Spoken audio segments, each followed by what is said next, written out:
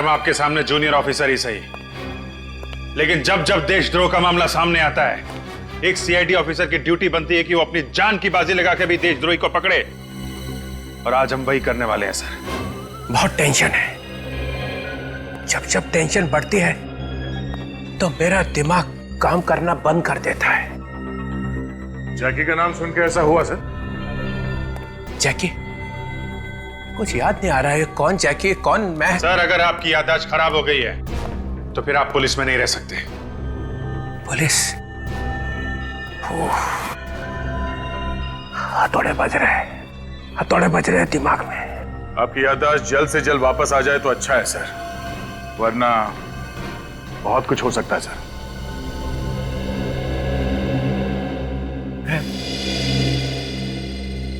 मैं CID bureau में हूं ना?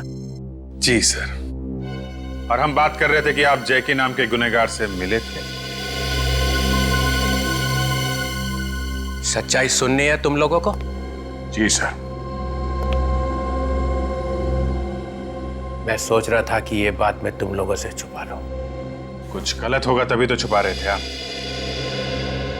मैं इस आदमी से मिला था क्योंकि इसने मुझे फोन किया था कि इसे मालूम है एसीपी प्रद्युमन कहाँ है। इसे मालूम था और मुझे एसीपी चाहिए था, इसलिए मिला था।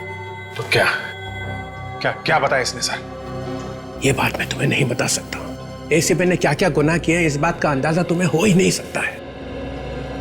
तुमने मुझ पे इल्जाम लगाया, फिर भी मैं तुम्हें माफ कर देता। मालूम है क्यों? क्यों सर? इतनी मेहरबानी क्यों? क्योंकि मैं कितना भी चीखूं और चिल्लाऊं, मैं इस बात को चुटला नहीं सकता हूं कि तुम सब एक अच्छे सीआईडी ऑफिसर्स हो।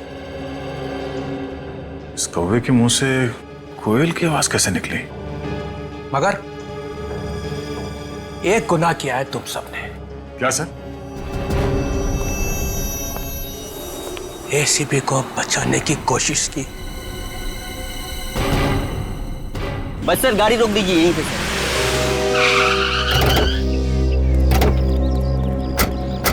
यहाँ पे? सर यही वो इलाका है जहाँ पर एसीपी साहब को आखिरी बार देखा गया था। देख पवन, वैसे ये केस बहुत उलझा हुआ है, खबर पक्की है ना? अभिजीत सर, आप तो जानते हैं कि आज तक अपनी एक भी खबर गलत नहीं हुई है। आखिरी बार एसीपी साहब को यहीं पे देखा गया था, वैन के अंदर। वैन के अंदर ना? ठीक है, लेकिन यहाँ पे तो दो रोड है, एक इस तरफ जा रहा है और दूसरा इस तरफ। रेडी, नक्शा निकालो आपका।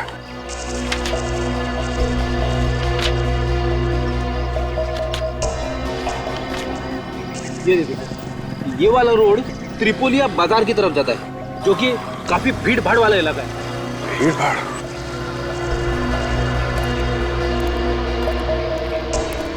ये रोड काफी सुनसान लग रहा है। क्या आगे क्या है मालूम है? सर इस रास्ते पे आगे बहुत सारे फार्म हाउसेस हैं, जिनमें से कई खाली पड़े हैं।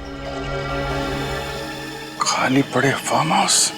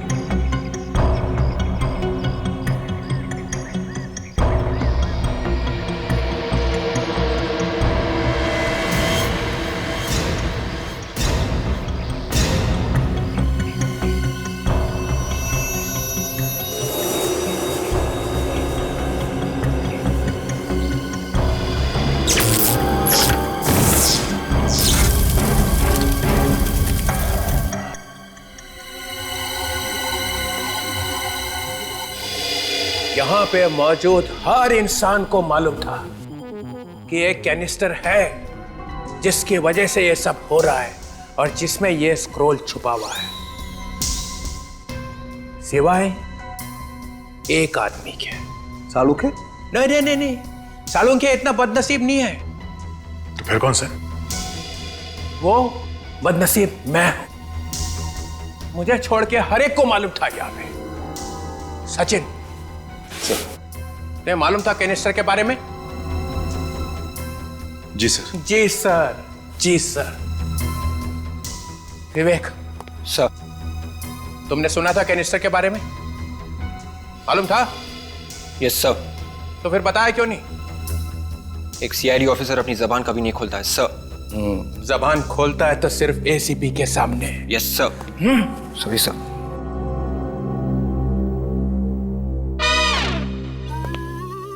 पूर्वी, सर। तुम्हें मालूम था? मालूम था सर। फिर भी चुप रही? सर, एक सीआईडी ऑफिसर कभी अपनी जबान नहीं खोलती है। एक ही घूंटी पिला रखी है सबको एसीपी ने। सर वो मैं चुप।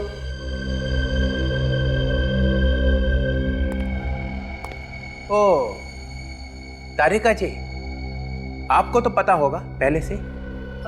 सर, मैंने तो ये पहली बार देखा है। पहली बार देखने की बात नहीं हो रही है, बात ये हो रही है कैनिस्टर के बारे में मालूम था या नहीं?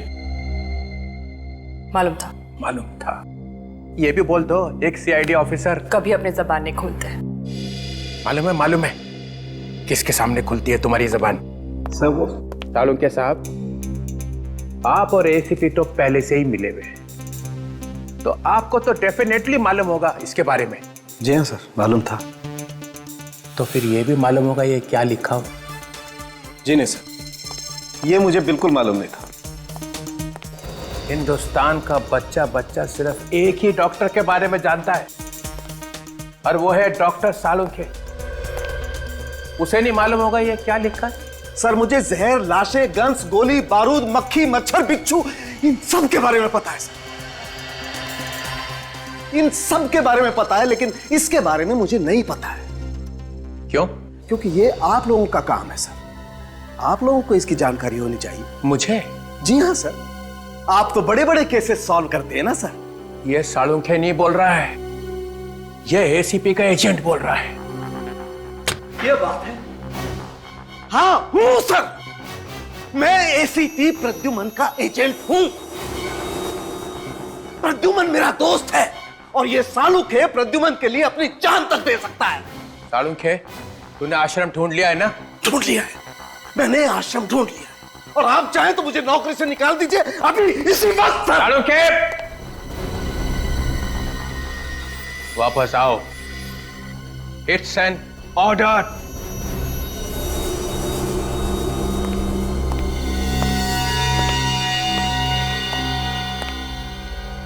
इस वक्त तो इस गधे को भी बाप बनाना पड़ेगा।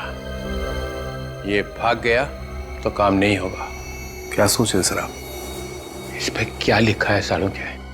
सर, इस पे क्या लिखा है ये वाकई में मुझे नहीं मालूम है सर। तो फिर पता कैसे चलेगा कि इसके लिए इतनी जानें क्यों जा रही है?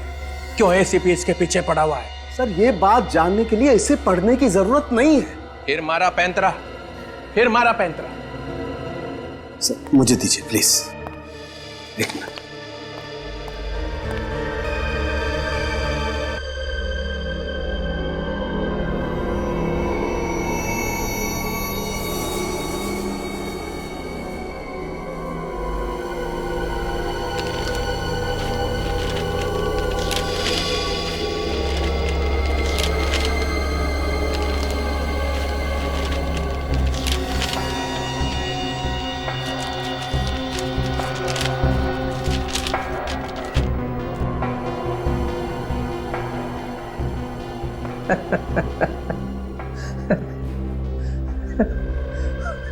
खोदा पहाड़ निकली चुड़िया।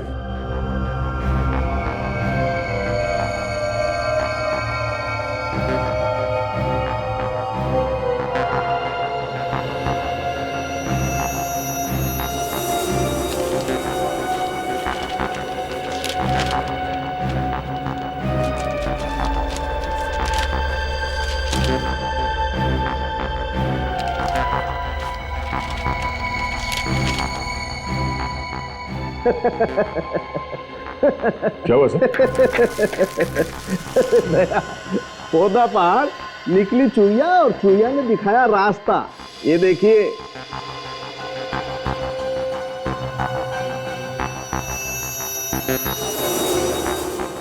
ये किस चीज का नक्शा है? ये मुझसे मत पूछिए सर। अच्छा ठीक है ठीक है। अरे वो सर,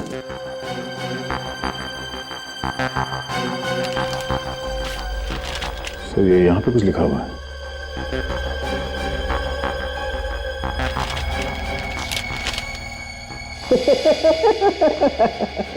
ये दूसरी चुईया। सर, इन्हें प्रोजेक्ट करके देखें। नेकी और पूछ पूछ करो कुछ।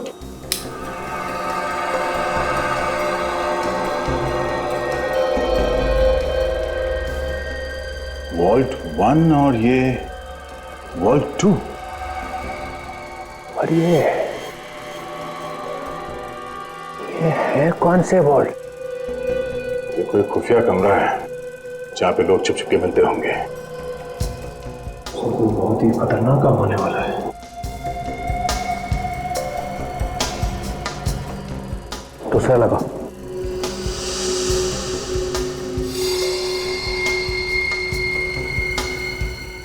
Oh my God! शहर की पाइपलाइंस।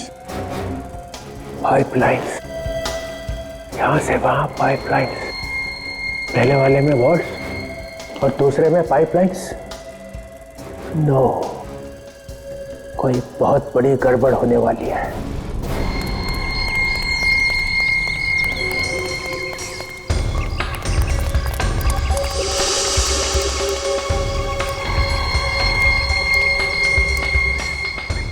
सर, काफी बड़ा बंगला है।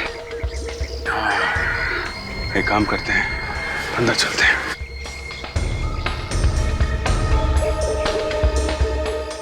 वो क्या है?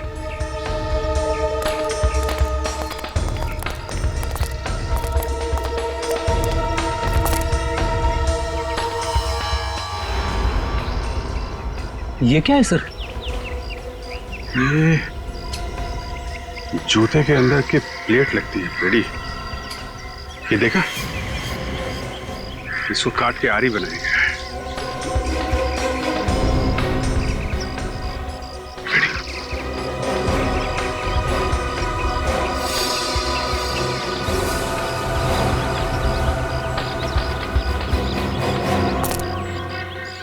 ये तो एसीपी साहब की रुमाल है। सर, कहीं एसीपी साहब को कुछ हो तो नहीं क्या? नहीं, एसीपी साहब को कुछ नहीं हो सकता। चलो अंदर चल के देखते हैं।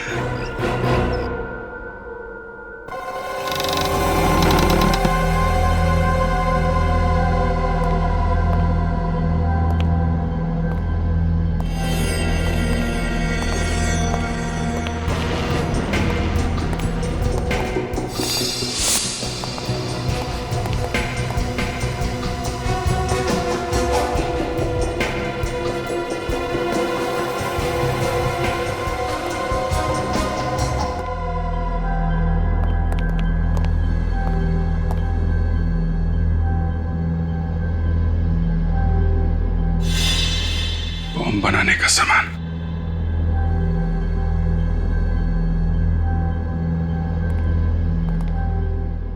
तो यहां पे तैयारी हो रही है मुंबई शहर पे अटैक करने के लिए।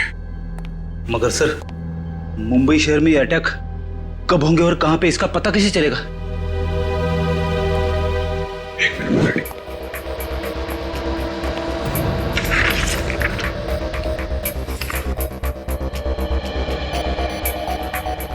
पूरे शहर का नक्शा बनाया हुआ है, अलग अलग जगह का, लेकिन कहीं पे मार्किंग नहीं है जिसे जगह का पता चल सके।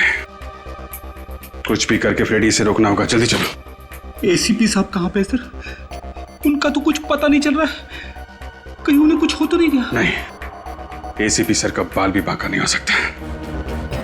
तुमने आते वक्त देखा था ना फ्रेडी, वो बिजली का मेन स्विच जिसमें आग लगी थी, बंगले के बाउंड्री वॉल के ऊपर एसीपी सर का जला हुआ रुमाल और वो जूते की प्लेट जिसे काट के आरी बनाया गया था, ये सब चीजें कह रही हैं कि एसीपी सर यहां से भाग चुके हैं। अरे एसीपी साहब वहां से भाग गए तो हमें कांटेक्ट क्यों नहीं कर रहे? बता दे क्यों नहीं कि वो है कहां पे? यार कुछ ना कुछ तो वजह होगी। सर हाँ ये देखिए सर, कैलिफ्टर में से जो नक्शे मिले वो जयनगर वेस्ट एरिया के। जयनगर वेस्ट? अगर ये नालियां और सड़कें जयनगर वेस्ट की हैं तो वो सिक्योरिटी वॉल्ट भी जयनगर वेस्ट में ही होगा। हो सकता है वो मुजरिम इस वॉल्ट में कोई लूटपाट या बॉम्ब ब्लास्ट की प्लानिंग कर रहे हैं। हो सकता है। याद है वो जो 3 दुकान जिनमें छोटी मोटी चोरियां हुई थी, बेकरी शॉप, ज्वेलरी शॉप और किराने की दुकान, वो भी जयनगर वेस्ट में ही थी। तीनों दुकानों में घुसे तो थे मगर चोरी नहीं हुई थी। ये मामला कुछ और ही लगता है बॉस। जरा पता करो जयनगर वेस्ट में ऐसे कौन कौन से इलाके हैं जो गुनहगारों की लिस्ट में आ सकते हैं। Bank, ATM, jewellery shop, mall, पता करो क्या क्या है वहां पे। जी सर। सर ये करण है, जयनगर वेस्ट इलाके के municipal engineer. Good evening sir. Mister Karan, Jayanagar west का म्युनिसिपैलिटी प्लान देश के दुश्मनों के हाथों में कैसे पहुंच गया? ये प्लान ऑफिस के बाहर कैसे चला आया? यही पूछ रहे हैं हम आपसे। पर सर ये किसी काम का नहीं है। क्यों काम का नहीं है? सर ये नक्शा पुराना है और तीनों नाले बंद हो चुके हैं। ये तीनों नाले इस्तेमाल नहीं होते? नहीं सर, सर इनके जगह हमने नए नाले बनवाए हैं जो इनसे बड़े और बेहतर हैं। अब समझ में आया दया, ये चक्कर क्या है। ये जो नाले बंद हो गए हैं उनमें घुस के ये लोग कोई बड़ा कांड करने वाले हैं। बेकरी, वो ज्वेलरी शॉप और किराने की दुकान तीनों बंद नाले के ठीक ऊपर है। मतलब साफ है ये चोरी प्रैक्टिस करने के लिए की गई थी। असली जुर्म होना अभी बाकी है।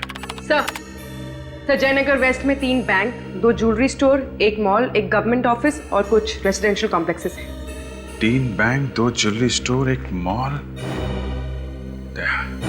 इस इलाके में चलते हैं, पता करते हैं ये बवंडर कहां पे उठने वाला है।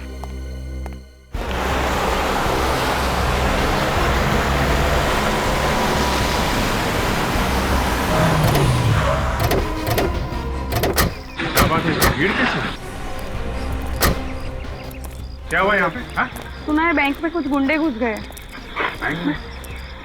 तो ये तो वही बैंक हमने वोल्ट की पूछताछ करने के लिए आए। बैंक के मैनेजर ने तो कहा था वोल्ट है नहीं, 10 लाख के झूठ नहीं बोला। कोई तो बुलाओ। क्या हुआ है? कितने लुटेरे अंदर? सर 4 लुटेरे हैं, चारों ने मास्क पहन रखा है। और कितने लोग हैं अंदर? कितने लोग हैं? सर वो तो पता नहीं सर, लेकिन सर अच्छा हुआ कि बैंक अभी अभी खुला है। मैं 10 मिनट लेट हो गया, नहीं तो मैं भी अभी अंदर फंस चुका होता। मतलब अंदर एम्प्लॉइज हैं? जी।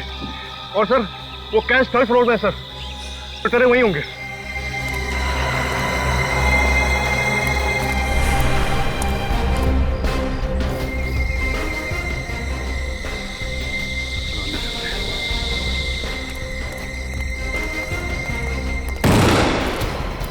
आ जाओ सब लोग, आ जाओ, पीछे जाओ, जल्दी, मूव।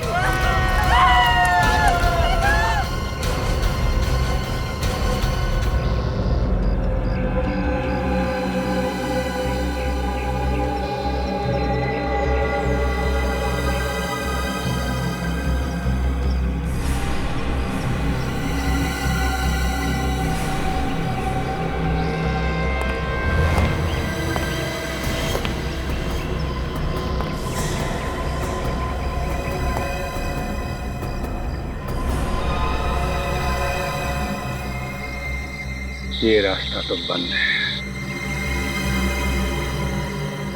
आप लोग बताते क्यों नहीं कि आपको क्या चाहिए? बता देंगे। अभी बैठ जाओ, चुपचाप बैठ जाओ अभी। देखिए आप लोग को पैसे चाहिए ना, जो चाहिए ले जाइए, पर किसी पर गोली मत चलाना। देखो अगर तुम लोग चुपचाप बैठोगे तो किसी को कुछ नहीं होगा। चलो बैठ जाओ शांति से। कैसे बैठ जाए शांति से? मेरे घर में मेरी बेटी है, मेरा पति है। चुपचाप बैठिए, हम किसी को कुछ नहीं करेंगे। हमें छोड़ दीजिए।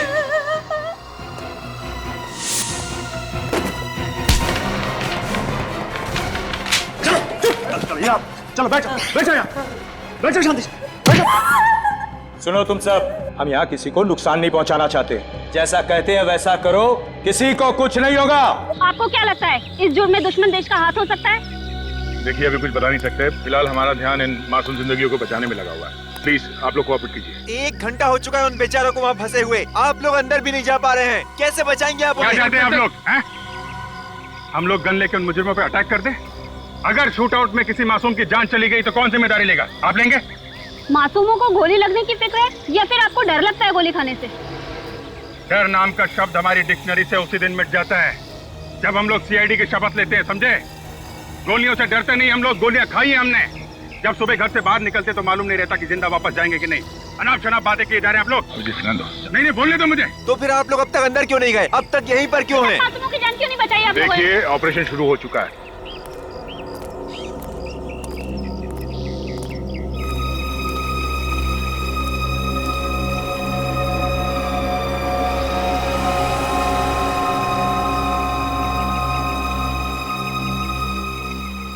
विवेक जरा मैप निकालो यहाँ से। देखो ये मैन नहीं कहाँ पे है? ये सर, ये टनल अंदर ये बैंक के नीचे जा रही है। मगर सर इंजीनियर तो कह रहा था कि ये ड्रेनेज सिस्टम बंद है। बंद है तो क्या हुआ, रास्ता तो है, यहीं से बैंक जाएंगे हम लोग।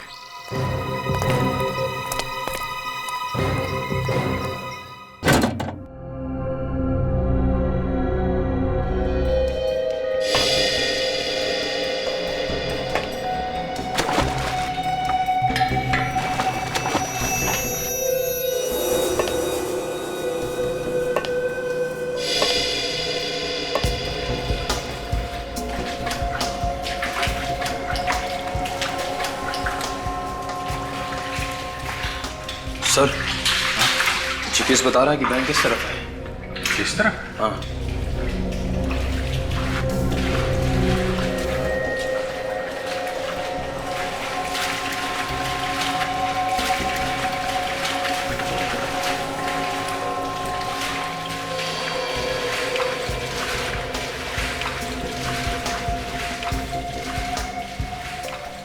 सर जीपीएस के हिसाब से हम ठीक बैंक के नीचे हैं। बैंक के नीचे?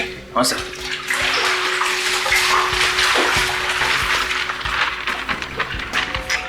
सर ये मैनहोल नंबर 15 है। नक्शे के हिसाब से ये एग्जैक्टली बैंक के बेसमेंट में खुलेगा। वेरी गुड, चल चलते।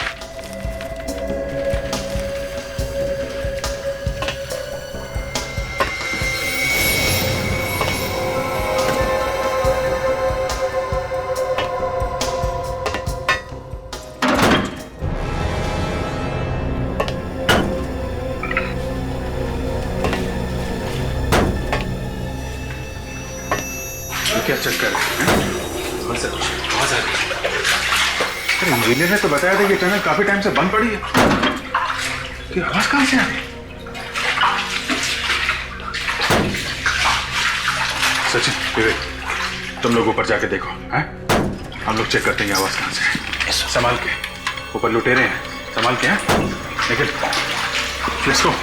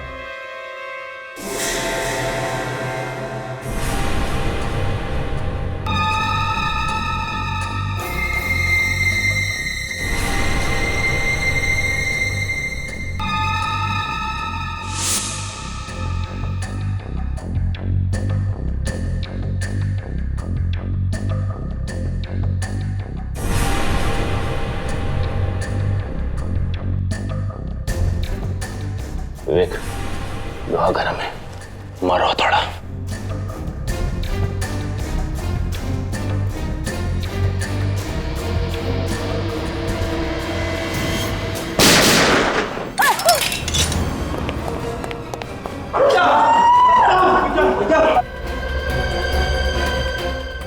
में अपने गन फेंक दो वरना अच्छा नहीं होगा। सीआईडी वालों को धमकी देता है। अच्छा हो सर आप आ गए।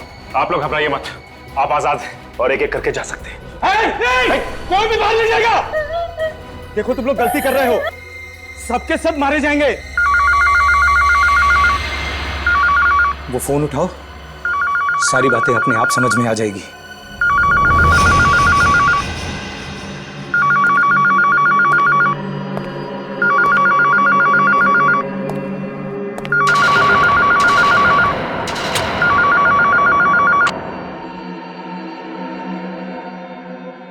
हेलो, पता है सचिन, मुझे शुरू से ही लगता था कि तुम सीआईडी में रहने के लायक हो नहीं, और आज तुमने मेरा शक हकीकत में बदल दिया। कौन हो तुम? मैं कौन हूं उससे क्या फर्क पड़ता है? खास बात तो यह है कि वो तीनों कौन है जिन पर तुमने गन तान रखी है। कौन हो तुम तीनों? अपने अपने मास्क निकालो जल्दी।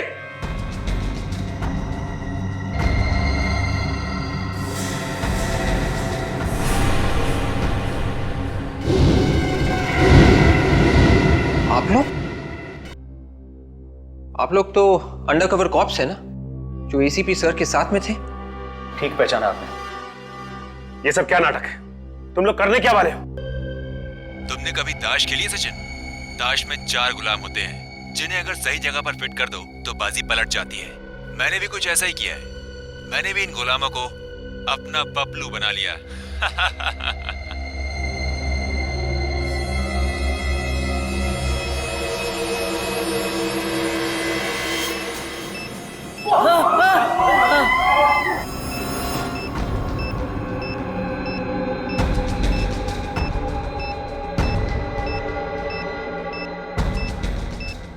अगर हम लोगों ने उसकी बात नहीं मानी, वो किसी भी समय इन बॉम्ब्स को ब्लास्ट कर देगा।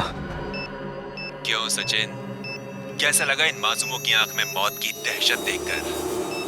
तुम चाहते क्या? तुम लोगों को अपने इशारों पर नचाना चाहता हूं मैं, अपनी कठपुतली बनाकर। जब तक मैं ना कहूं, कोई भी बैंक से बाहर नहीं जाएगा। चुपचाप वहीं रुके रहो।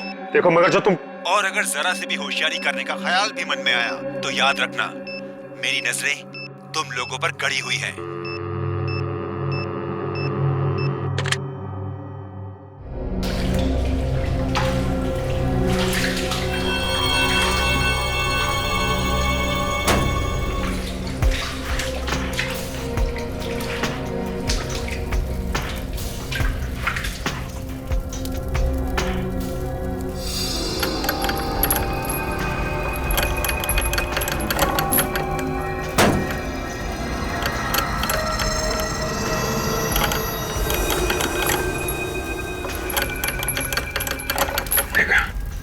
यहां से लूटा जा रहा है देश का सोना। सर, गवर्नमेंट ऑफिस से सोना और बैंक से पैसा? बैंक में जो बंधक बनाए गए हैं, ये सिर्फ हमारा ध्यान भटकाने के लिए है। असली मकसद तो यही है, सोना। सर, वो जो तीनों दुकानों में चोरी हुई थी, वो वहां से तो खोद के रास्ता बनाया गया था इस गवर्नमेंट वॉल्ट तक पहुंचने के लिए। इन्हें रोकना होगा निखिल।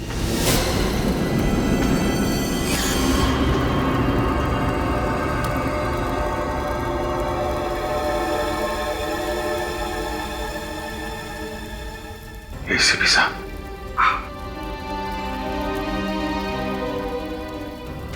सर, आप ठीक है सर? मैं ठीक हूं अभिजीत। सर, यहाँ पीछे गवर्नमेंट वॉल्ट से सोना चुराया जा रहा है। मुझे पता था अभिजीत, इसीलिए तो मैं यहाँ पर आया हूँ। अरे यार, मदद कर रहा, जल्दी कर, कहीं सीआईडी नहीं आ जाए। चलो रुकते हैं, देखते कैसे लेके जाता है सोना। जल्दी कर, चल। रुक जाओ! अपने आप को हमारे हवाले कर दो। अरे ऐसे भी ये तो जिंदा है। बहुत मोटी चमड़ी है एसीपी की, इतनी आसानी से दम नहीं तोड़ने वाला। हाँ, बिल्कुल सही कहा तुमने। जब तक तुम जैसे कीड़े इस देश में सांस लेते रहेंगे, एसीपी प्रद्युमन की भी सांस चलती रहेगी, समझे? नहीं एसीपी साहब, ऐसा मत कीजिए एसीपी साहब। हम लोगों ने इस सोने के लिए कितनी मेहनत की, रात रात भर जागकर कैसे कानून को बेवकूफ बनाया, प्लान बनाया। आप चाहते हैं कि अब हमारे इस प्लान पर पानी फेर दें? प्लान फेल हो चुका है। चलो अब ससुराल चलने की तैयारी करो।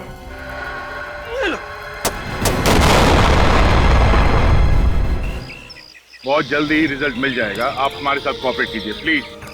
सर हमारे सवाल प्लीज प्लीज। सर जी का कोई मैसेज कुछ नहीं, सचिन और वीर का भी कोई मैसेज नहीं। आई होप सब कुछ ठीक है। सर अंदर घुसते। नहीं फ्रेडी, एक टीम का बाहर रहना बहुत जरूरी है।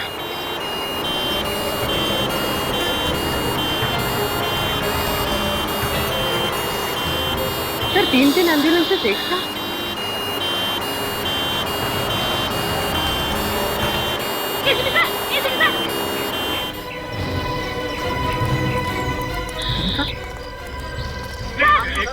प्लीज बाद में, प्लीज प्लीज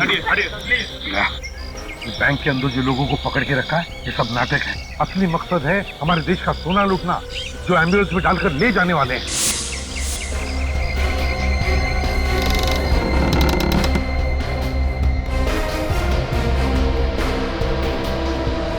हाँ मुझे पता है बॉस, सोना एम्बुलेंस में ही जाएगा।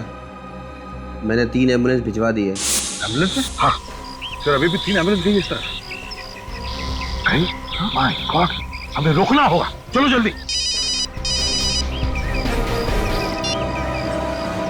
हेलो, अगर एम्बुलेंस का पीछा करने की बेवकूफी की तो ऐसा धमाका करूंगा कि बैंक की बर्बादी की गूंज पूरे देश में सुनाई देगी। My God. Hello hello hello, ये ऐसा आदमी है तो अभी भी हमें देख रहा है, तो बैंक में होगा या फिर सर। हाँ सर, ये सामने बिल्डिंग है, उसके साथ में फ्लोर पे 2 लोग हम पे नजर रखे हुए हैं।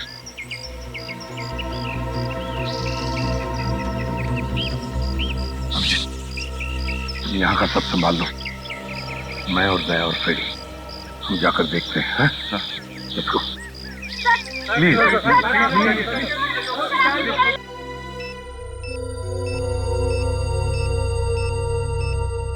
इस तरह से हम हाथ पे हाथ रखे कब तक बैठे रहेंगे? कुछ ना कुछ तो करना ही होगा हमको।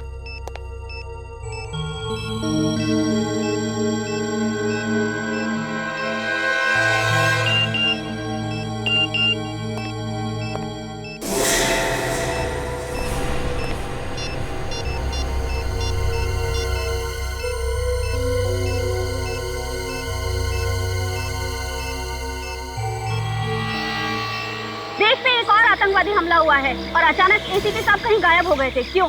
देखिए, वो जहाँ भी थे अब आप लोगों के सामने आ गए हैं ना। आप लोग विश्वास रखिए, हम लोग बहुत जल्द इस मिशन में कामयाब होके रहेंगे। एसीपी साहब के आ जाने से सीआईडी टीम का हौसला बुलंद हो गया है, उनकी ताकत दुगनी हो गई है। न्यूज अपडेट के लिए आप बने रहिए न्यूज वर्ल्ड पर। वेरी गुड, सचिन को मैसेज मिल गया है, बैंक के अंदर बहुत जल्द हंगामा होने वाला है। लेकिन इसमें हमारी गलती क्या है? हम तो अपनी ड्यूटी कर रहे थे। देख ली तुम सबकी ड्यूटी, अब एक ही रास्ता है इन सबकी जान बचाने का। इन तीनों को खिड़की से नीचे फेंक देते हैं। पागल हो गए हो क्या तुम? पागल हो गए हो क्या? कौन सा तरीका है सबकी जान बचाने का? यही तरीका है। बिल्कुल सही कहा तुमने विवेक। न रहेगा बात, न फटेगा ये बॉम्ब।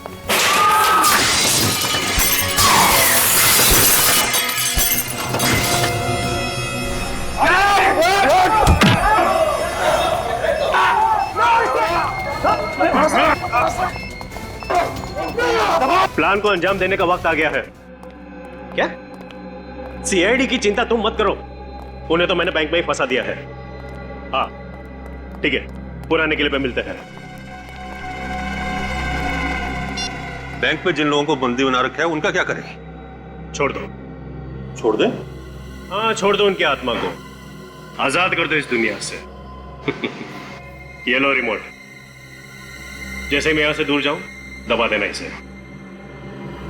ठीक है। सीआईडी? रुक जाने तो गोली मार दो ना।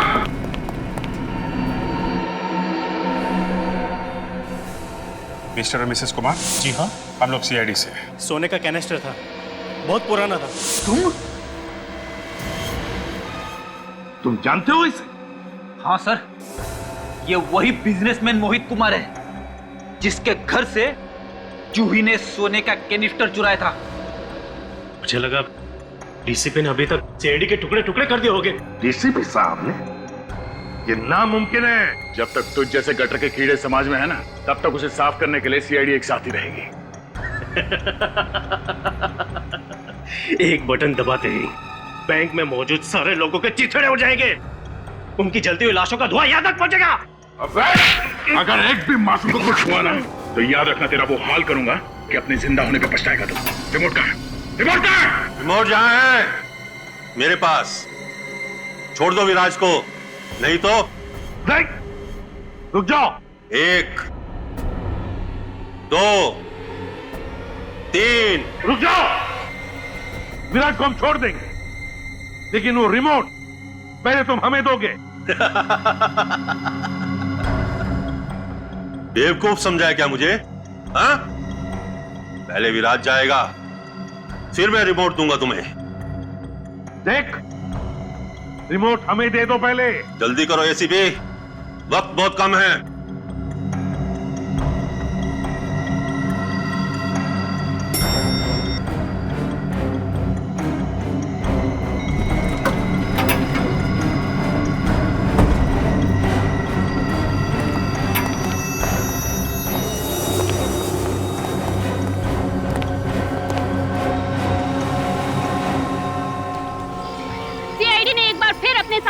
न सिर्फ बैंक में मौजूद लोगों की जानें बचाई, बल्कि उन तीनों अंडरकवर एजेंट को भी बचा लिया है जिन्हें ह्यूमन बॉम्ब बनाकर अंदर भेजा गया था।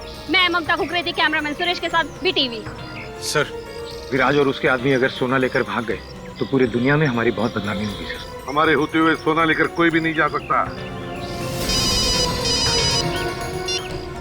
Hello. Okay, thank you sir. पता चल गया वो एम्बुलेंस कहां जा रही है।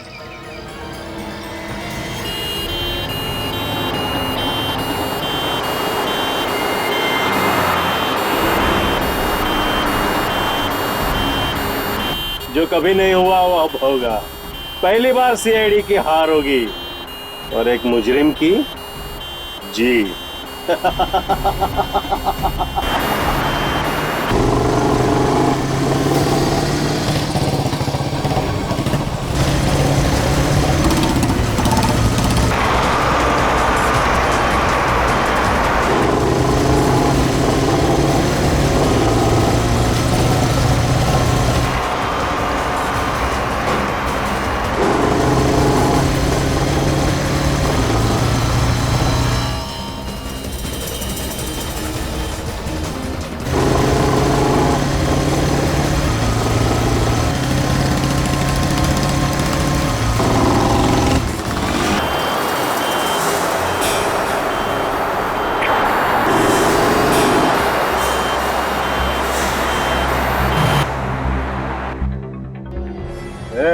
गाड़ी क्यों रुका? सीआईडी के 2 कबूतर हैं।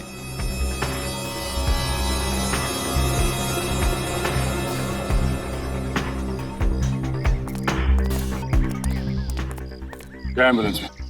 मुर्दा है साहब, चाहो तो देख सकते हैं।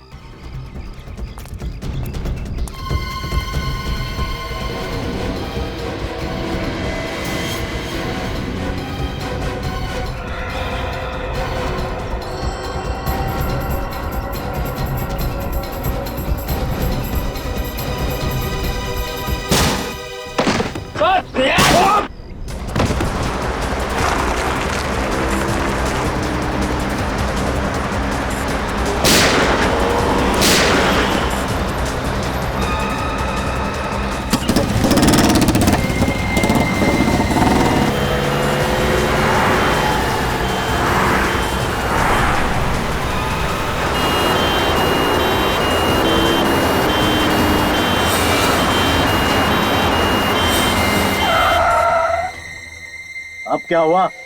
सीआईडी के बड़े कबूतर हैं। ये लोग ऐसे नहीं मानेंगे। जरा अच्छे से खातिरदारी करो उनकी।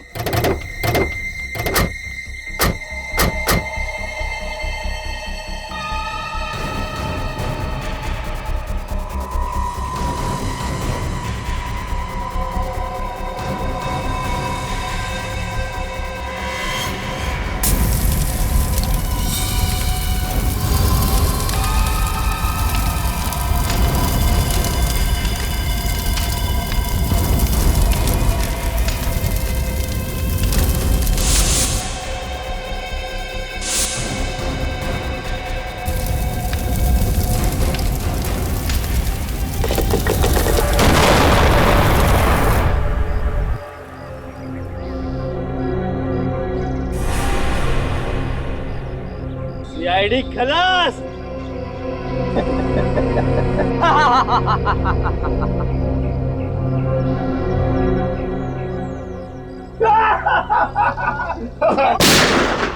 तेरी तो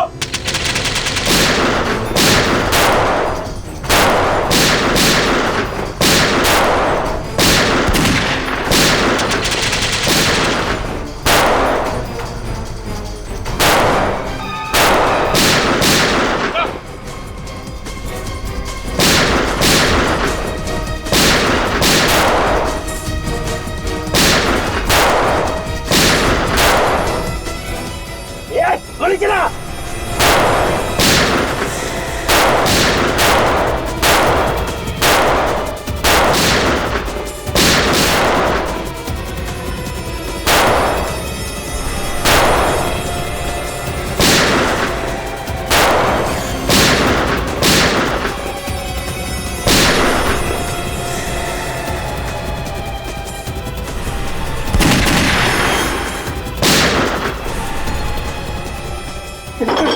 मेरा सोना किसी को नहीं दो।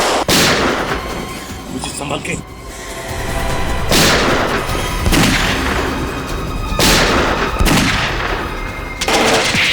ओए!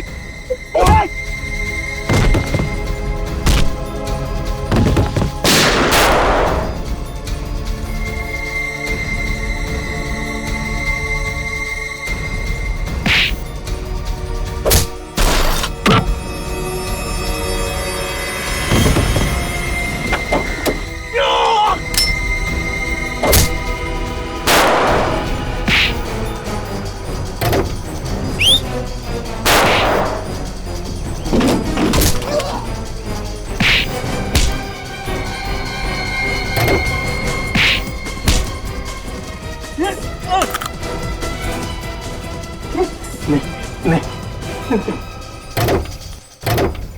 माफ कर दीजिए, मुझे माफ कर दीजिए। माफी और तुम्हें है? तुम्हारा तो सत्कार होना चाहिए। दया, जरा इन्हें ब्यूरो का रास्ता दिखाओ। मुझे जाने दो, मुझे माफ कर दो।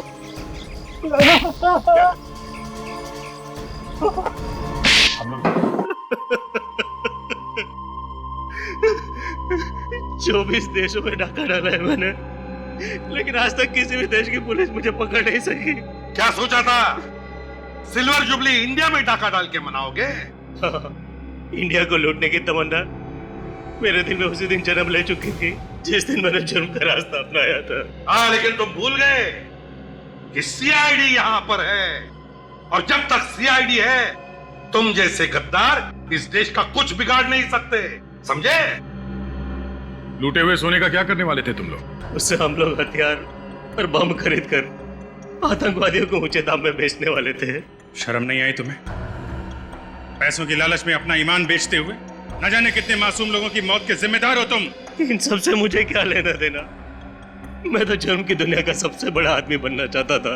ऐसे बहुत सबसे बड़े आदमी घुटने टेक गए सीआईडी के सामने, समझे? अब जेल में सड़ते बैठना फांसी का ऑर्डर आने तक।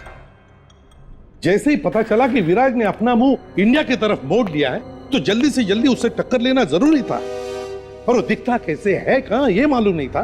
सर, कम से कम हमें बता तो सकते थे, हम भी ले सकते थे टक्कर। हाँ अभिजीत, तुम लोगों से बेहतर और कौन हो सकता है टक्कर देने वाला? लेकिन पिछले 15 सालों में तुम लोगों के चेहरे गुंडे, बदमाशों को और आतंकवादियों को मालूम पड़ गए हैं, इसलिए मुझे अंडरकवर ऑफिसर्स के साथ काम करना पड़ा। बेचारी वो लड़की जो ही मारी गई सर। हाँ दया, जान कुर्बान कर दी उसने अपने देश के लिए। सर, आपको उन लोगों ने टैंक में बंद करके रख दिया था, अगर आपको कुछ हो जाता तो? अरे फ्रेडी, में टैंक से बाहर निकला ना। हाँ। उन लोगों को लगा होगा कि एसीपी प्रद्युमन कच्ची मिट्टी का बना हुआ है। तो सर, हम लोग विश्वास ही नहीं कर सके कि आपने खून कर दिया। नहीं अभिजीत, गोली मैंने नहीं मारी है उसे। मगर सर, गोली करम की लाश के पास से मिली थी। जहां पर हम गोली चलाने की प्रैक्टिस करते हैं, शायद किसी ने वहीं से गोली चुरा ली है। फायरिंग रेंज से सर? हाँ दया, फायरिंग रेंज से। और आगे से एक बात का ख्याल रखना सभी लोग, कि तुम्हारी गन में से निकली एक एक गोली का हिसाब रखो, एक एक गोली का। यही बात बोलने के लिए आया हूं। चित्रोले साहब, ये अभी तक यही मंडरा रहा है। अपनी देशभक्ति के ज्यादा सबूत देने की जरूरत नहीं है। उसके लिए सिर्फ ये गोली ही काफी है। ये? हाँ, वही गोली जिससे करम का खून हुआ है। वो गोली दूसरी थी। दूसरी थी? दिखाओ कहां है। सर वो गोली तो आतंकवादी ले गए अपने साथ। अच्छा, तुमने देखा ले जाते हुए? दया, तुमने देखा? नहीं सर। जंगल में मोर नाचा किसी ने नहीं देखा। क्या देश के लिए लड़ना जंगल में नाचने जैसा है सर? इस गोली पे तुम्हारा नाम लिखा हुआ है कि ये गोली तुम्हारी गन में से ही चली है।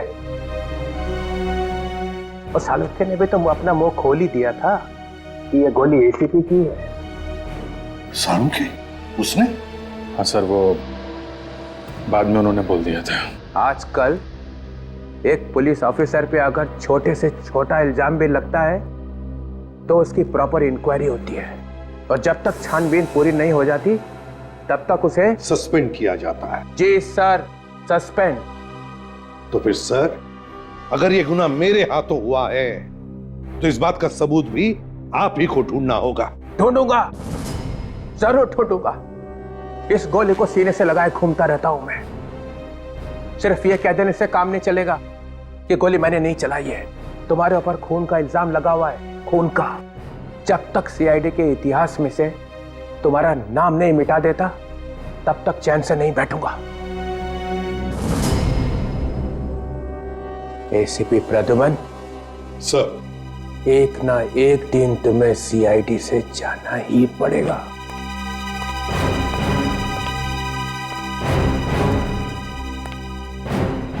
मुझे भी इंतजार रहेगा।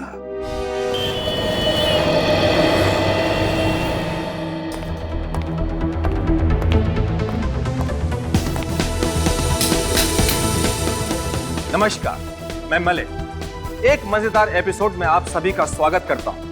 आज एक रहस्य से पर्दा उठेगा, सच्चाई पता चलेगी। भविष्य जानने की इच्छा मेरे अंदर भी है और आपके अंदर भी। ज्योतिष एक शास्त्र है जिसके जरिए हम अपना भविष्य जान सकते हैं। कुछ लोग यकीन करते हैं और कुछ नहीं, मगर सच क्या है यह बताने के लिए हमारे बीच आ रही हैं मशहूर ज्योतिष miss Tania. Please welcome.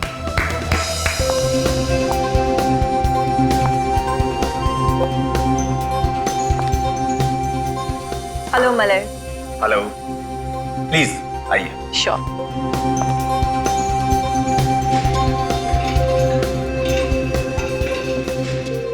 Tania जी, हमारे शो में आने के लिए आपका बहुत बहुत धन्यवाद। Thank you so much. ज्योतिष मेरे लिए एक बहुत बड़ा रहस्य है। प्लीज आप हमें बताइए कि आप भविष्य कैसे बताते हैं? हम सब इस ब्रह्मांड का एक हिस्सा है। हमारी सोच पर, हमारे हर एक डिसीजन पर इन सितारों का प्रभाव होता है। अच्छा, तो इन सितारों से हमारी किस्मत जुड़ी हुई है? बिल्कुल, जैसे इन सितारों का रास्ता तय है वैसे ही हमारी किस्मत। इन सितारों को देखकर मैं किसी भी आदमी का भविष्य जान सकती हूँ। तो हमारी किस्मत तय है, हम इसे बदल नहीं सकते। सुनकर थोड़ा डर लगता है। बिल्कुल, मुझे तो पूरा यकीन है कि मैं आपके इस यकीन को परखना चाहूंगा। आप अपनी बात को साबित करने के लिए कोई सबूत दें, जैसे कि आप मेरे भविष्य के बारे में कुछ बातें बताएं। ठीक है, मगर ऐसी कुछ बातें जिससे हम सबको ज्योतिष पर यकीन आ जाए। ठीक है, आप अपना हाथ दिखाइए।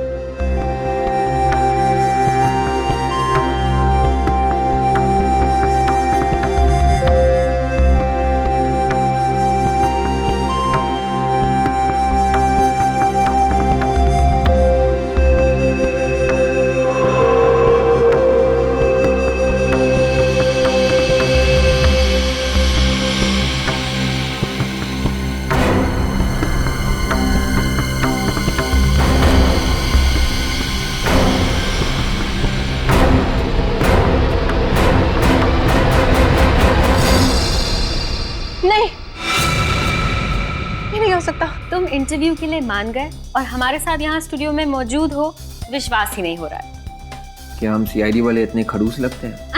नहीं नहीं, बिल्कुल भी नहीं।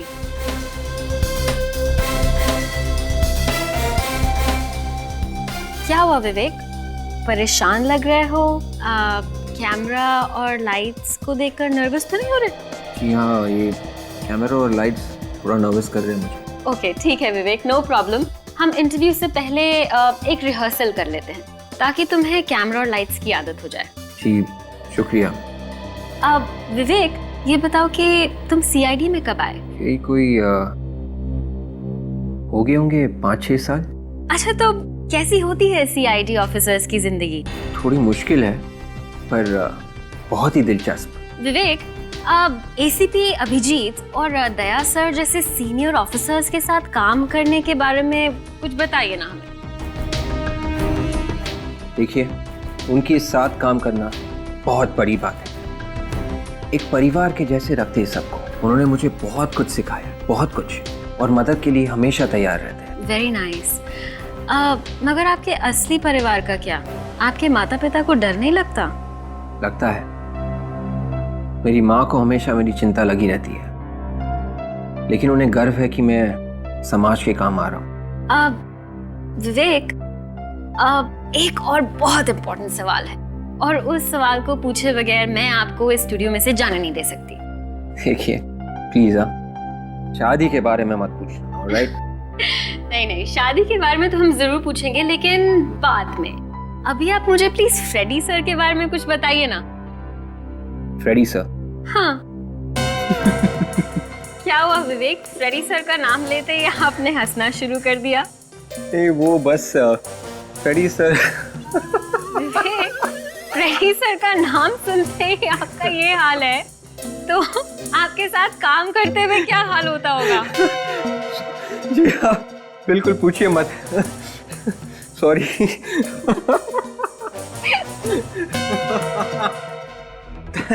तानिया जी, जो होने वाला है वो बताने के लिए कहा था। आपकी ये घबराहट तो मुझे भी डरा रही है। ऐसी कौन सी बात है? आज आपका आखिरी दिन है। तानिया जी, तो आज मैं मरने वाला हूँ। हाँ। मगर कैसे? मैं तो बिल्कुल फिट हूँ, मुझे कोई बीमारी भी नहीं, और मैं गाड़ी भी सेफली ड्राइव करता हूँ। फिर मेरी मौत कैसे होगी? ये मुझे नहीं पता। कमाल है, मेरी मौत होगी ये पता है, मगर कैसे होगी ये नहीं पता। मैंने तुम्हारे हाथ की रेखाएं पढ़ी हैं और मैं ये नहीं लिखा। ताज्जुब है, रेखाओं में अधूरी बात क्यों लिखी हुई है? भविष्य पढ़ना कोई टीवी प्रोग्राम देखने के जैसा नहीं है जिसमें सब कुछ दिखाई दे। मैं नहीं मरूंगा तानिया जी। कल आप और ये सभी लोग कल मेरे साथ मेरे घर पर नाश्ता करेंगे।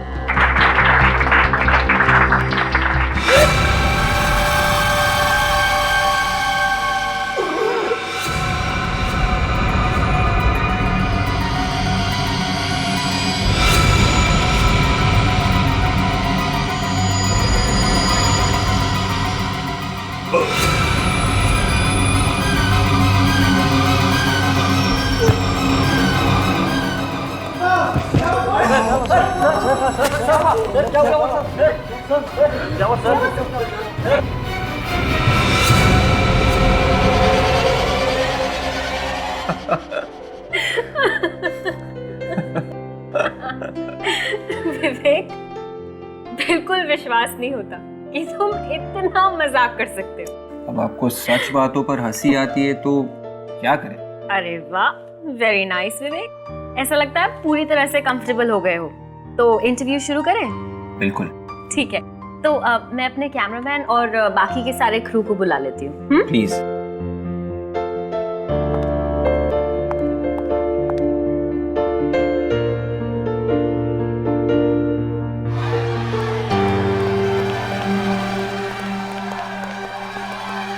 रागिनी, क्या हुआ?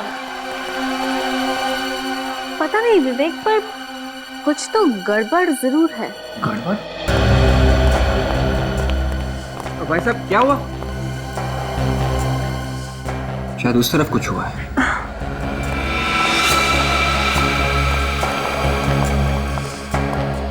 एक मिनट पीछे होइए प्लीज प्लीज। मैम प्लीज एक मिनट। क्या हुआ इसे? क्या हुआ इसे?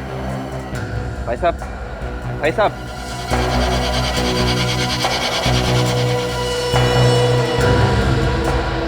ये तो मर चुका है। देखिए मैं इंस्पेक्टर विवेक हूँ सीआईडी से। सीआईडी? जी हाँ, आप लोग प्लीज पीछे जाइए, प्लीज प्लीज। आप में से कोई भी इस बॉडी को हाथ नहीं लगाएगा और ना ही इस बिल्डिंग के बाहर जाएगा जब तक मैं ना कहूं। ऑलराइट, गेट बंद कर दीजिए प्लीज।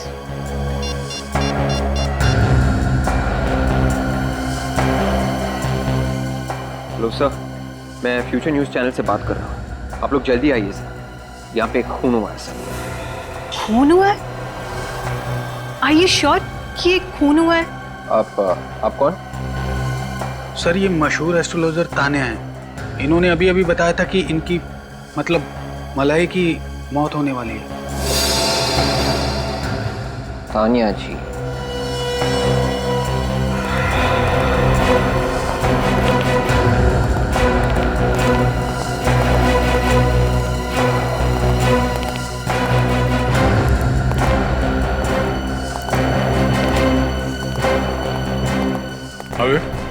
सर मलाई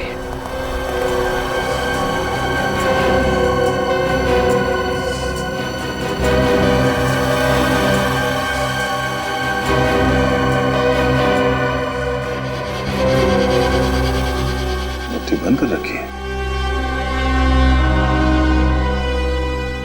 मुट्ठी से बंद क्यों है?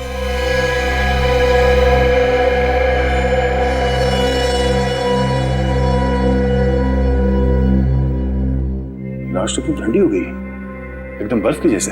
हाँ सर, इसकी मौत बड़ी अजीब तरीके से हुई है, इसीलिए मैंने आपको फोन किया। मगर इसकी मौत तो अभी हुई है ना, थोड़ी देर पहले। जी हाँ सर।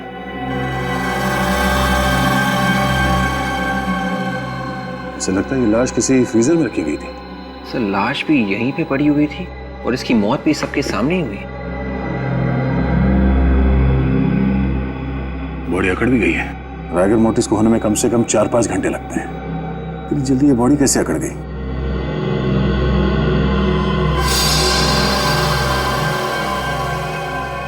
आंखें भी अकड़ गई है और आंखें सफेद भी हो गई।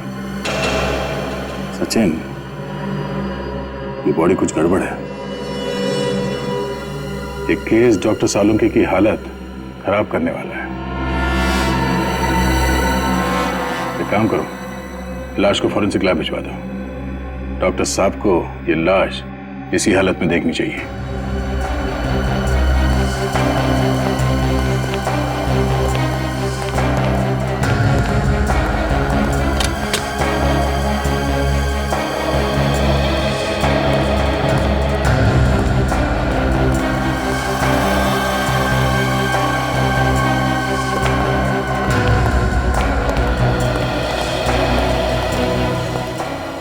सर एक और बात है। क्या? वो तान्या है सर, एक एस्ट्रोलॉजर। मलय उसी का इंटरव्यू ले रहा था। दोनों बैठे हुए थे और रिकॉर्डिंग चल रही थी। उसी बीच मलय ने तान्या को अपना हाथ दिखाया। तान्या ने हाथ देखा और कहा, मलय तुम्हारी मौत होने वाली है। उसके बाद अचानक ये सब। उसकी मौत लिखी हुई थी। मौत को जब आना होता है वो आकर रहती है, उसे कोई नहीं टाल सकता। हम ये समझे कि जैसे ही आपने उस आदमी का हाथ देखा, आपको मालूम पड़ गया था कि ये आदमी ऊपर जाने वाला है। जी हाँ। रानी जी, आपको एक बात बोलूं? मैं आपके बारे में कुछ नहीं बताऊंगी। हमने बड़े बड़े पाखंडी और तांत्रिकों को देखा है, समझी? ज्योतिष विज्ञान कोई पाखंड नहीं है। तो क्या ज्योतिष विद्या एक करंट की तरह है, हा? जो हाथ में तार लगा और फौरन झटका लगा? क्यों? मतलब उस आदमी का हाथ देखते तुम्हारे दिमाग ने बोल दिया कि आदमी मरने वाला है। हा? तुम क्या अंतर्यामी हो, भगवान हो, क्या हो तुम? सर ये भी तो हो सकता है कि ये खूनी के साथ मिली हुई हो। ये आप क्या कह रही हैं? मौत तो ऊपर वाले के हाथ में होती है। हम तो सिर्फ एक जरिया है और मैं चाहकर भी मौत को नहीं बुला सकती। तो मलय कैसे मर गया?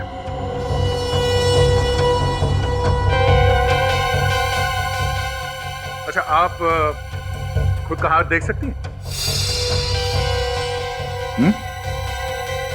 क्या आपका ऊपर वाला आपको बता सकता है कि अभी थोड़ी देर में आपके साथ क्या होने वाला है? नहीं। मैं आपका हाथ बिना देके बता सकता हूँ कि आपके साथ क्या होने वाला है। क्या होने वाला है? ये लेडी ऑफिसर सबके सामने तुम्हें गर्दन से पकड़ेगी और यहाँ से घसीटते हुए सीआईडी वैन तक ले जाएगी और फिर वहाँ से सीआईडी ब्यूरो में घंटों तक पूछताछ करेगी जब तक तुम ये नहीं बता देती कि मौत की भविष्यवाणी हुई कैसे। आप मुझे अरेस्ट करेंगे? अरेस्ट भी करेंगे और लेके भी जाएंगे। इसमें मेरा क्या कसूर है? उसने मुझे बोला था कि वो जब सबके सामने हाथ दिखाए तो मैं बोल दूं कि उसकी मौत होने वाली है।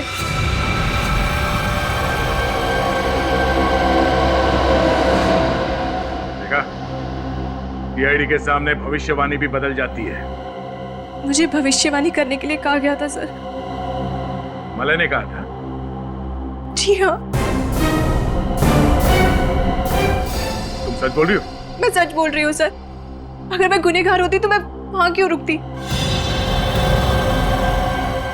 मलय मरने वाला था और उसे इस बात की कोई चिंता नहीं थी। मलय मरना क्यों चाहता था? चक्कर क्या है?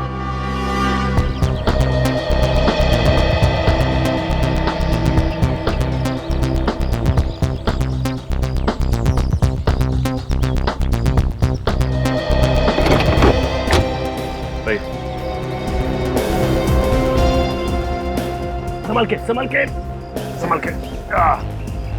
और इधर दौड़ दौड़ दौड़ घुमाना।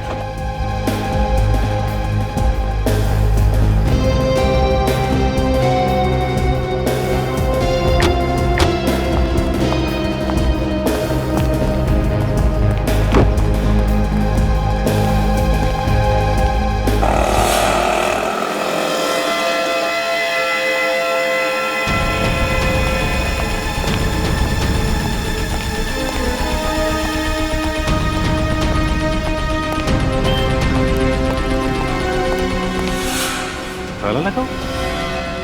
सिक्योरिटी वाला कहाँ गया? सिक्योरिटी,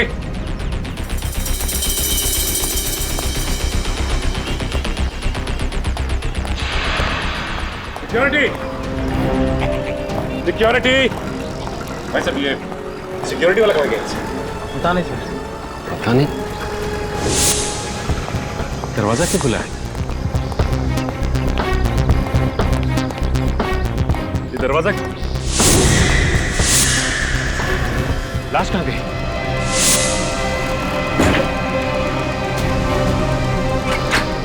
लाश कहाँ गई? लाश पता नहीं साहब, कहाँ गई? पता नहीं। कमाल है, तुम लोग यही थे ना? हाँ साहब, हम तो यहीं पर थे। तुम यहीं पे थे, फिर भी लाश गायब हो गई। मलय क्या शो कर रहा था, वो शो दिखाओ। बिल्कुल, मुझे तो पूरा यकीन है कि मैं आपके इस यकीन को परखना चाहूंगा। ठीक है। मैं चाहता हूं कि आपकी बात साबित करने के लिए आप कुछ सबूत दें। आप अपना हाथ दिखाइए।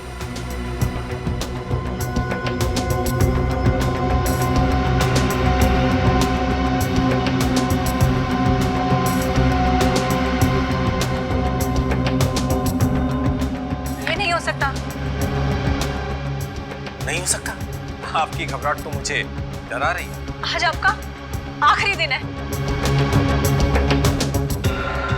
एक मिनट, जरा पॉज करो।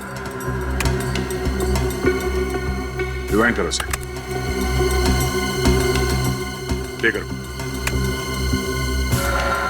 ये बार बार अपनी घड़ी की तरफ क्यों देख रहा है? हाँ सर, और बार बार पसीना भी आ रहा है। लगता है मलाई कोई टेंशन में था।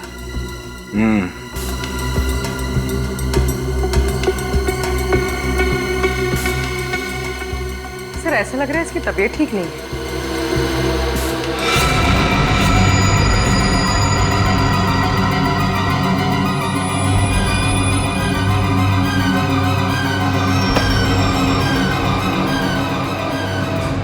क्या बात है सर? मलय अपने प्रोग्राम में अजीब अजीब करतब कराने में बहुत मशहूर था। कहीं ये भी उसके दिमाग का फितूर तो नहीं?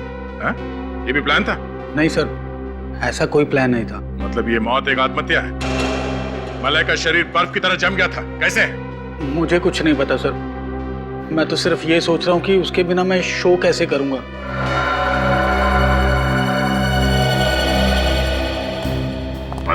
वाला है ये बात तानिया को मालूम थी।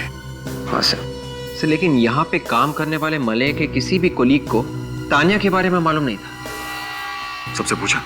हाँ सर। अब सर एक लड़की रह गई। कौन? रागिनी। वो मेरा इंटरव्यू ले रही थी। उससे भी पूछ के देखो। Yes sir.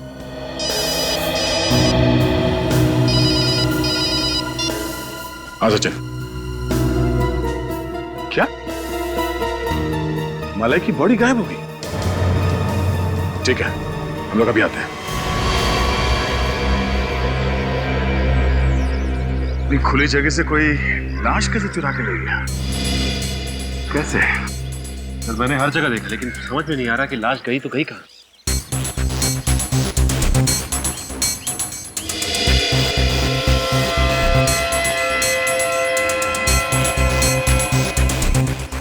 एम्बुलेंस के नीचे सब बंद है, कोई ड्रेनेज एग्जिट भी नहीं है।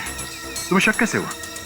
सर जब मैं डेड बॉडी को अंदर रखवा के यहाँ से निकल रहा था तो सामने देखता हूँ कि गेट पे ताला लगा हुआ है और सिक्योरिटी गार्ड भी नहीं। वहाँ सिक्योरिटी गार्ड को ढूंढता हुआ मैं यहाँ से इस तरफ आया तो यहाँ नोटिस किया कि एम्बुलेंस का दरवाजा खुला हुआ है। ये दरवाजा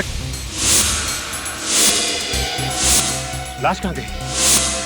ओह, मतलब तुम यहाँ से गेट की तरफ चल के गए, तुमने पीछे मुड़ के नहीं देखा और उसी दौरान किसी ने मलय की लाश को यहाँ से गायब कर दिया। सर, और इन्होंने भी नहीं देखा मुझे। एम्बुलेंस से किसी को एक लाश ले जाते हुए देखा? नहीं सर। शायद लाश को किसी बड़े से थैले में रखा हो। हाँ? नहीं सर, ऐसा तो किसी को नहीं देखा। अच्छा, सर ये कैसे हो सकता है? कोई लाश ले गया और किसी ने देखा तक नहीं। वही तो कुछ नहीं। सर मैंने सबसे पूछा लेकिन सबका एक ही जवाब कि किसी ने कुछ नहीं देखा। ये लोग क्यों नहीं बता रहे हैं ये तो मालूम नहीं, मगर ये सब एक प्लान है। अगर ये गेट खुला होता तो एम्बुलेंस यहाँ गेट से बाहर चला गया होता, मगर नहीं, गेट बंद था और वहां पे कोई सिक्योरिटी गार्ड भी नहीं था। और मैं सिक्योरिटी गार्ड को देखने भी गया। एम्बुलेंस के दरवाजे के पास भी कोई नहीं था सर। बिल्कुल, ये सिक्योरिटी गार्ड भी मिला हुआ इस प्लान में।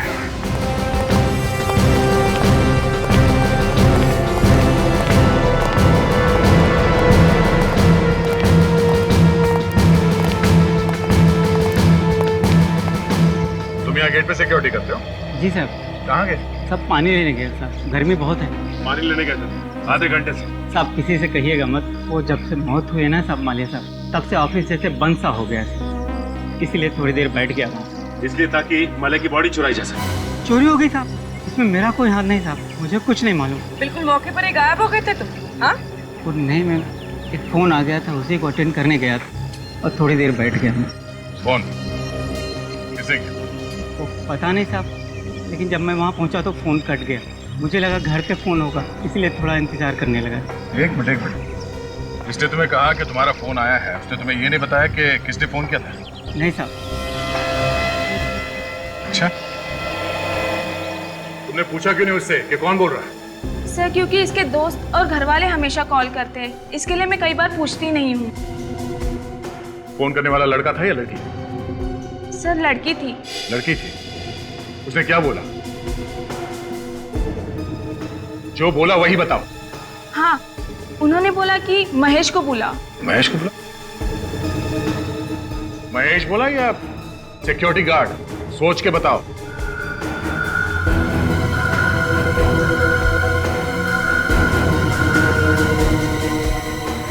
सॉरी सर, सिक्योरिटी गार्ड बोला था। Security guard? हाँ सर, कहा था कि जो मेन गेट पे सिक्योरिटी गार्ड है उसे बुलाओ। सर मुझे तो लगता है कि ये रिसेप्शनिस्ट मिली हुई है, कोई फोन नहीं आया होगा। कॉल करने वाले ने कहा कि सिक्योरिटी गार्ड को बुलाओ। नहीं सचिन, ये रिसेप्शनिस्ट मिली हुई नहीं है। अगर वो फोन करने वाला इस वॉचमैन का कोई यार दोस्त होता तो ये कहता कि महेश को बुलाओ, और कॉल करने वाले ने कहा कि गेट से सिक्योरिटी गार्ड को बुलाओ। वो फोन करने वाली लड़की इसी टीवी स्टेशन में है।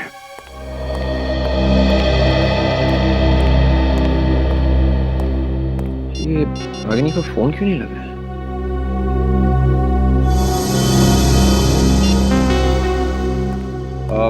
देखिए भाई साहब, ये आपकी रिपोर्टर जो है रागिनी, वो अभी कहाँ होगी? कौन? रागिनी? रागिनी इस नाम का तो कोई नहीं यहाँ पर। देखिए, शायद आपको मालूम नहीं होगा, आप प्लीज अपने रिकॉर्ड में चेक कीजिए। रागिनी, रिपोर्टर। मैं पिछले 5 साल से यहाँ काम कर रहा हूँ, अब मुझे नहीं पता होगा तो किसे पता होगा सर? फिर वो कौन सी रागिनी थी जिसके साथ मैं इंटरव्यू रूम में रिहर्स कर रहा था? Interview room? हाँ, वो तो बंद होना चाहिए था।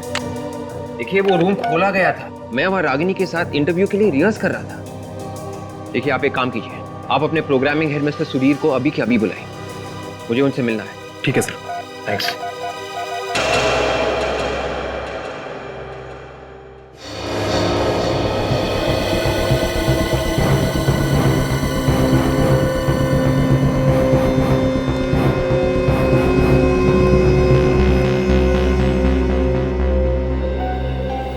मिस्टर सुधीर, आपको मालूम है कि मेरा इंटरव्यू यहाँ पे होने वाला था? आपका इंटरव्यू यहाँ पे? जी हाँ। नहीं सर, इस बारे में मुझे कुछ नहीं मालूम। देखिए, आपकी रिपोर्टर रागिनी ने मुझे यहाँ इंटरव्यू पे बुलाया था, कैमरा यहाँ पे लगा हुआ था, रागिनी यहाँ पे बैठी थी और मैं यहाँ पे, हमारे बीच बातचीत शुरू हो गई थी। फिर अचानक, अभी समझ में नहीं आ रहा है कि यहाँ पे ना तो कोई रागिनी को जानता है और ना ही इस इंटरव्यू के बारे में। हाँ सर, रागिनी नाम की कोई रिपोर्टर नहीं है और ना ही यहाँ पे कभी काम करती थी। मैं तो खुद ताज्जुब में हूँ कि ऐसा कैसे हो गया। ये सारी तैयारी अपने आप तो नहीं होगी, यहाँ पे कुछ तो होने वाला होगा ना?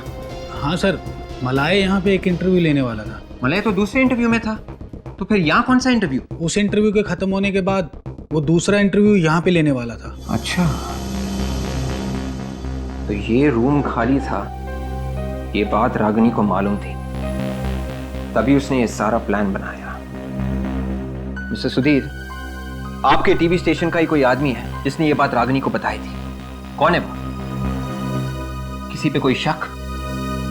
नहीं सर। कोई तो है मिस्टर सुधीर, कोई तो है। कौन?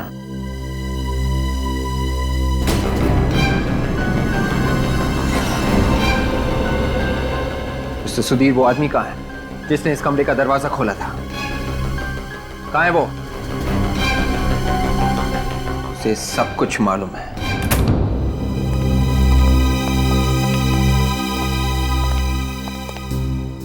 कहाँ है वो? पता नहीं सर। पता कैसे नहीं? सर, वो यहीं बैठता है, शायद किसी काम से बाहर गया होगा। कमल नाम है उसका। कमल? मेंटेनेंस वाला आदमी मिला विवेक? नहीं सर, लेकिन उसका नाम कमल है सर, वो यहीं कहीं होना चाहिए। शायद वो भी फ्रॉड हो। सर, कोई ताजुब की बात नहीं है, लेकिन वो यहीं का एम्प्लॉय लग रहा था। सर, आप मुझे थोड़ा वक्त दीजिए, मैं उसे ढूंढ निकालता हूँ, please. Relax relax Vivek, tension मत लो। हाँ सचिन, तुम जाके देखो, ढूंढो उसे। आइए भाई साहब। जी विवेक, तुम रागिनी को कैसे जानते हो? सर, एक्चुअली रागिनी ने मुझे फोन किया एक इंटरव्यू के लिए। पिछले 2 हफ्ते से वो रिक्वेस्ट कर रही थी, तो मैंने सोचा। सब एक प्लानिंग है। मतलब सर? मतलब उसने पहले मलाई का खून किया और फिर उसकी बॉडी को चुरा लिया। सर, भगदड़ के बाद तो वो गायब थी, लेकिन एक बात समझ में नहीं आ रही सर, अगर वो एक गुनहगार है तो उसने मुझे इंटरव्यू के लिए क्यों बुलाया? क्यों सर? सर, ये रहा कमल। यही है वो सर। कहाँ है वो? कौन थी वो? जल्दी बता, नहीं तो। कौन सी लड़की? मैं किसी लड़की को नहीं जानता। सर, और सुबह इनके साथ एक लड़की आई थी यहाँ पे? हाँ। कौन थी वो? सर, मैं नहीं जानता। तो तुमने इंटरव्यू रूम क्यों खोला उसके लिए? सर, वो तो मलय सर ने कहा था कि वो मैडम को इंटरव्यू में बिठाओ करके। मलय ने? मलय की मौत का फायदा उठा के अपना इल्जाम उसके सर पे तो नहीं डाल रहे हो तुम? नहीं नहीं सर। सबूत है तुम्हारे पास? सर, सबूत? हाँ है सर, 1 मिनट।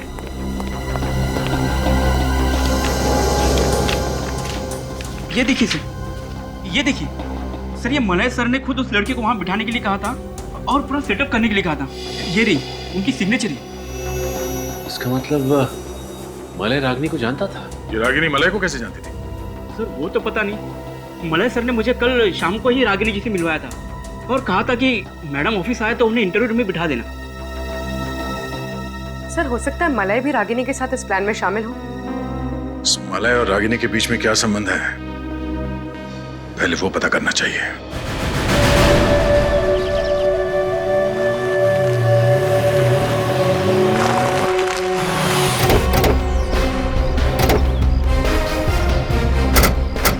सर मलय तो अकेला रहता था, फिर हमें यहाँ क्या मिलेगा? शायद रागिनी के बारे में कुछ पता चल जाए, शायद उसका एड्रेस मिल जाए।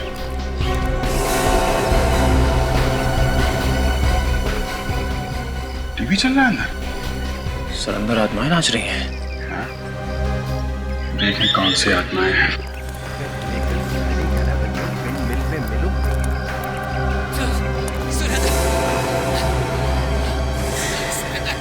जोर से टीवी चल रहा है, फिर भी आदमी सोया पड़ा है।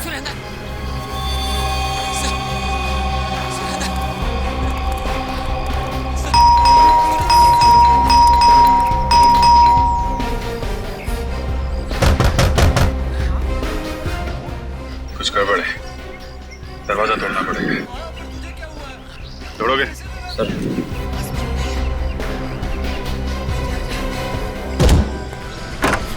Good job.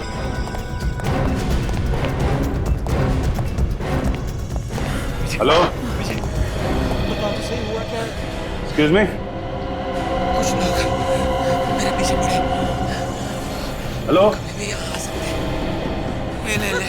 माय गॉड, ये तो मर गया।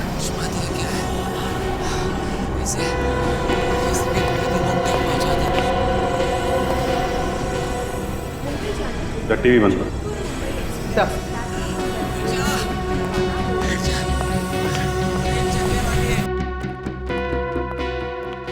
घर को अच्छी तरीके से चेक करो। नहीं सर।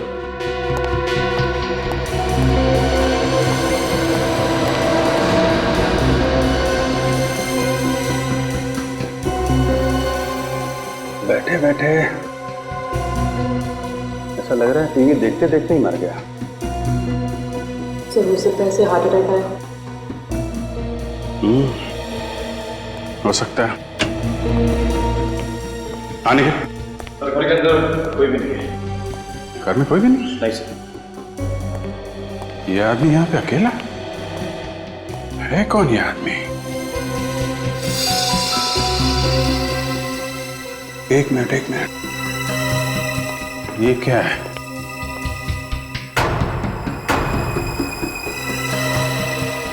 ये क्या है?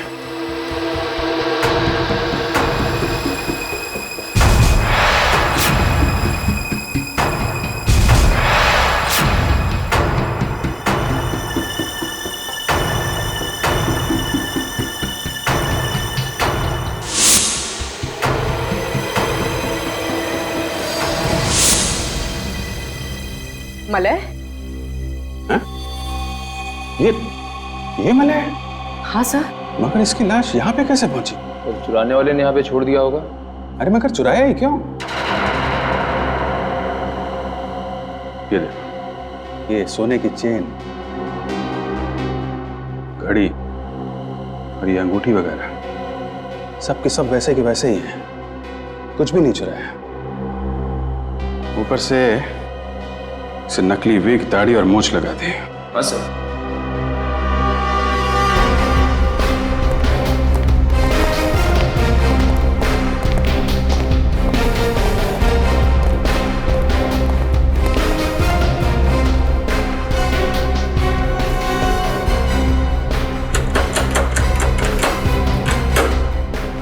लॉक तो बिल्कुल ठीक ठाक है,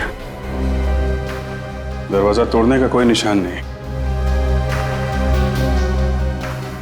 कहीं ऐसा तो नहीं जिसने मलय की लाश यहां रखी उसके पास इस घर की चाबी हो? चाबी से दरवाजा खोला, लाश को यहां पे रखा और चुपचाप निकल गया। लेकिन एक बात समझ में नहीं आ रही है, खूनी यहां पे मलय की लाश रखने के लिए आया था क्या? क्यों? और है कौन वो आदमी? रागिनी तो यहाँ नहीं है। नहीं? तो फिर कहाँ? वो अपने घर गई। मगर रागिनी तो यहीं पे रहती है ना? सर वो नासिक की रहने वाली है। यहाँ मैंने अपना घर उन्हें किराए पर दिया था। ओह। और कब गई वो यहाँ से? आज सुबह कुछ 12 बजे के आसपास। 12 बजे के आसपास? मलय का खून हुआ सुबह 10 बजे और ठीक 2 घंटे बाद 12 बजे वो यहाँ से भाग गई। क्या वो खून में शामिल थी? ये कहाँ फंसा दिया मुझे? अच्छा, रागिनी के घर वालों का नंबर तो होगा ना आपके पास? हाँ सर है, मैं अभी देता हूँ सर। घर पे फोन करके पता करो कि रागिनी वहां पहुंची है कि नहीं। Yes sir.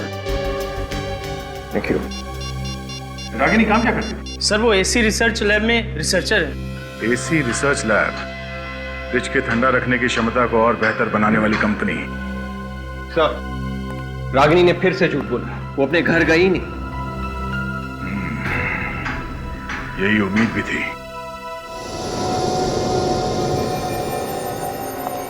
अब मैं बोलूंगा तो बोलोगे कि बोलता है। यार साउंड के बोल के तो रहेगा ही, चुप रहने वालों में से तू है ही नहीं। देख, ज्यादा देर पेट में बात को छुपा के मत रख, पेट में दर्द होगा, जल्दी बता दे।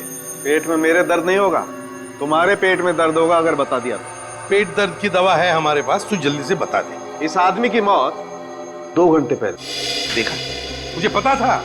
आज सुबह जैसे मैं घर से बाहर निकला ना, तो मेरे सिर के ऊपर से एक कौवा हंसते हुए गुजरा। तभी मुझे लगा कि आज का दिन मेरा बड़ा खतरनाक निकलने वाला है। अरे यार साड़ू के 2 घंटे पहले मरा ये। हाँ। इस आदमी की मौत टेलीविजन स्टेशन पर हुई, सब लोगों के सामने, सबके सामने, सुबह 10 बजे, मतलब अभी से 8 घंटे पहले। देखो बॉस, एक बार अगर फॉरेंसिक साइंस ने बता दिया कि ये आदमी 2 घंटे पहले मरा है, तो इसका मतलब ये आदमी 2 घंटे पहले ही मरा। यार साउंड की ये कैसे हो सकता है? इस आदमी की लाश को चेक किया गया था टेलीविजन स्टेशन पर, और वो भी दया ने। तब इसका शरीर ठंडा पड़ा था बर्फ की तरह। अच्छा एक बात बता, इसके शरीर में से तुझे कुछ मिला? नहीं मिला तो कुछ नहीं। यार साळुंखे, इसके अलावा टेलीविजन स्टेशन पर और किसी को कुछ भी नहीं हुआ। यहाँ तक कि इसके सामने जो ज्योतिषी बैठी थी, तानिया, उससे भी कुछ नहीं हुआ। नहीं यार साळुंखे, इसके शरीर में कुछ तो था। मैं तो कहता हूँ कुछ तो है जो तुम्हें मिलना चाहिए था, और जिसकी वजह से इसका शरीर ठंडा पड़ा था, बिल्कुल बर्फ की तरह। तू मुझे बता साळुंखे, हमारे इन्वेस्टिगेशन के हिसाब से इस आदमी की मौत सुबह 10 बजे हुई, मतलब अभी से 8 घंटे पहले, और तू कह रहा है कि इसकी मौत हुई 2 घंटे पहले। तो क्या ये आदमी 8 घंटे पहले मरा और फिर जिंदा हुआ और फिर 2 घंटे पहले मरा?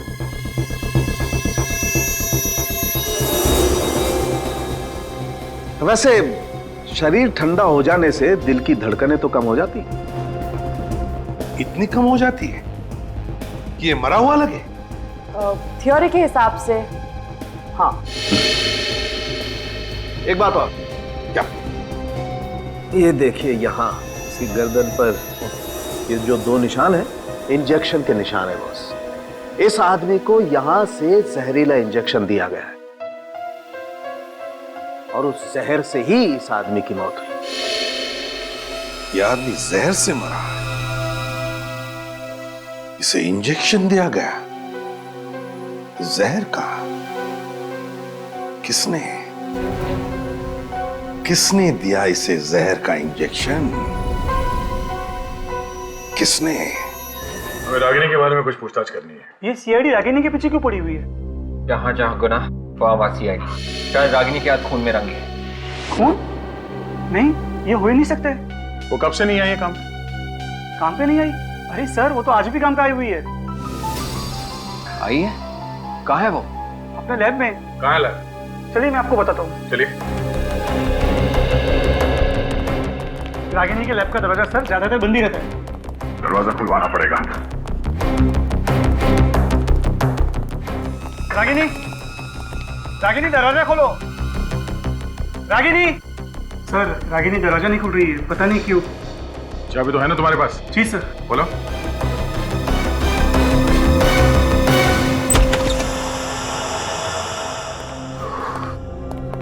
कमरे का ठंडा क्यों है? सर, वो रागिनी ने एक ऐसा केमिकल बनाया है जिससे फ्रिज को ठंडा करने की कैपेसिटी बढ़ जाए। ठीक है, बाहर कर दो। रागिनी,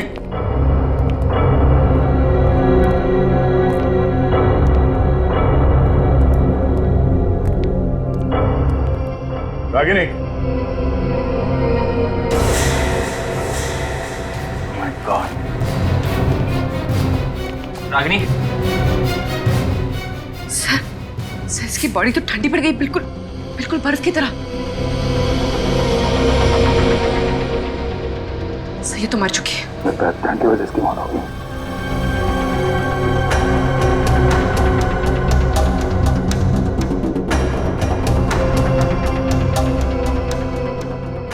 सब चीज अपनी जगह पे है। लैब के अंदर कोई और है भी नहीं, कोई हाथापाई के निशान नहीं।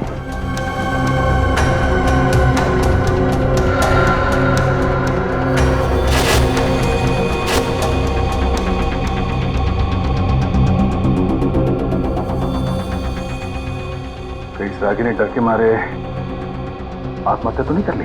सर, मलय के फोन रिकॉर्ड से पता चल ही रहा है कि मलय की मौत के कुछ दिन पहले से रागिनी और मलय के बीच में काफी बातें हो रही थी। अच्छा, सालुंखे, ये जो रागिनी की लैब में से हमें केमिकल मिला, इसके बारे में क्या पता चला? बॉस, इस केमिकल को अगर इस रूम में छोड़ दिया जाए तो इस रूम में भी बर्फ जम जाएगी। अच्छा, और अगर ये केमिकल किसी इंसान के शरीर में इंजेक्ट किया जाए तो इंसान के शरीर में बर्फ जम जाएगी। और क्या? मलय के शरीर में भी बर्फ जमी थी, मगर थोड़ी देर के बाद वो फिर से जिंदा हो गया था। ये देखो दया, इस सीरीज में ऐसी दवाई है कि शरीर के अंदर बर्फ जम भी जाए तो भी इस दवाई की वजह से उसके दिल की धड़कनें चलती रहेंगी। तो इसका मतलब है आदमी के शरीर का बर्फ पिघल गया और उसके बॉडी का टेम्परेचर नॉर्मल हो गया तो आदमी फिर से जिंदा हो जाता। हाँ बॉस, मतलब साफ है कि रागिनी और मलय दोनों ने मिलकर इस केमिकल की पब्लिसिटी करने का प्लान बनाया है। मलय जब जमीन पर गिरा हुआ था उस वक्त उसे ये केमिकल इंजेक्ट किया गया ताकि उसका दिल काम करता रहे। रागिनी ने पहले से ही भेस बदलने के लिए कपड़े, नकली मूछ और विग का इंतजाम कर रखा था, जो उसने मौका मिलते ही एम्बुलेंस के अंदर छुपा दिया।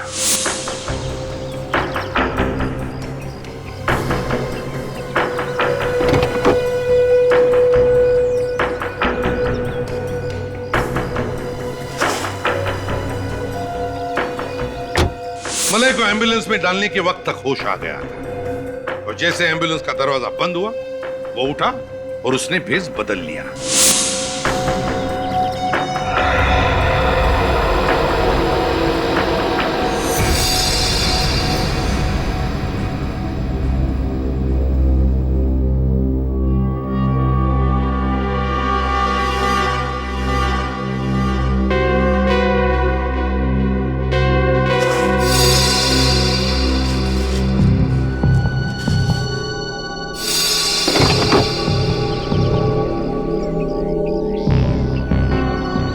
प्लान एकदम सही जा रहा था और उसके अनुसार वो अपने घर पहुंचा।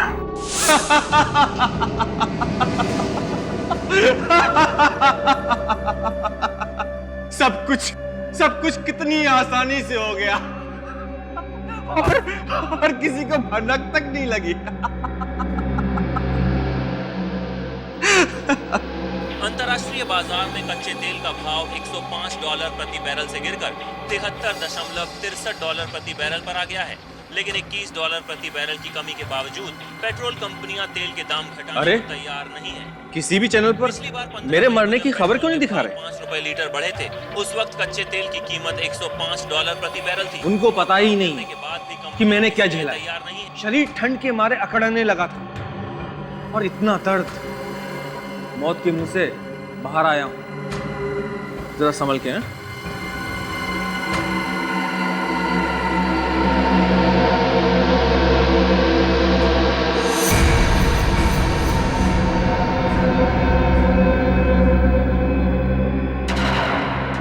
और वहां पे रागिनी पहले से ही उसका इंतजार कर रही थी और उसने मलय को वो जहर वाला इंजेक्शन दे दिया।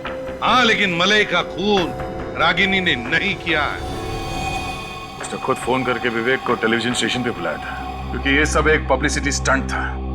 एक सीआईडी ऑफिसर के सामने ऐसा कुछ हो जाए तो बात बहुत बढ़ जाती है। सर, अगर रागिनी खूनी नहीं है तो फिर खूनी कौन है? विवेक, एक बात बता सर, मलय के गिरने के वक्त रागिनी कहाँ थी? सर रागिनी वहाँ सेट पे नहीं थी, वो कॉरिडोर में ही रुक गई। क्योंकि एम्बुलेंस में उसे वो कपड़े रखने थे। मगर सर मलाई का दिल चलता रहे, उसके लिए उसे इंजेक्शन तो देना ही था।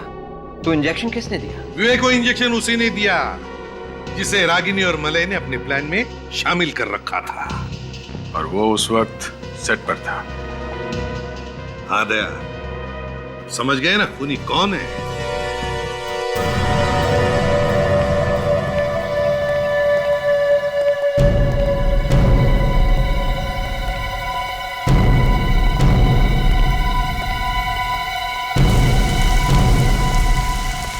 नमस्ते। आप? तानिया जी कैसी हैं आप? मैं तो अच्छी हूँ, पर इतनी सी बात पूछने के लिए आप यहाँ फोन कर दिया होता। फोन पे भविष्य कैसे पूछ सकते हैं? नहीं, ऐसी कोई बात नहीं है, फिर भी। नहीं, हमने सोचा कि जिस मुसीबत में हम लोग फंसे हुए हैं तो उसमें से आप ही हमें बाहर निकाल सकती हैं। मैं? हाँ हाँ, आपको सबका भविष्य मालूम है, तो प्लीज आपको ये भी मालूम होगा कि रागिनी और मलय का खूनी कौन है। मुझे कैसे पता होगा? देखिए तानिया जी, अब हम लोग तो हार गए, आपको ही कुछ करना पड़ेगा। मैं कुछ नहीं कर सकती। मतलब आपकी ज्योतिष विद्या फेल? क्यों फेल? क्योंकि ऐसा लग रहा है जैसे आपको ज्योतिष का कोई ज्ञान ही नहीं है। आपको केमिकल्स वगैरह के बारे में मालूम है बस। क्या तानिया जी, आपने दिल तोड़ दिया हम लोगों का। मतलब ये तानिया जी कि आप ज्योतिष वगैरह छोड़ के केमिकल्स के पीछे क्यों पड़ गई? वो ये रागिनी के कंपनी में काम करने वाले लोगों के लिस्ट में एक नाम मिला है। पूरी जरा ने देखा ना, देखे ये पहचानती है या नहीं? इस लड़की को पहचानती हो?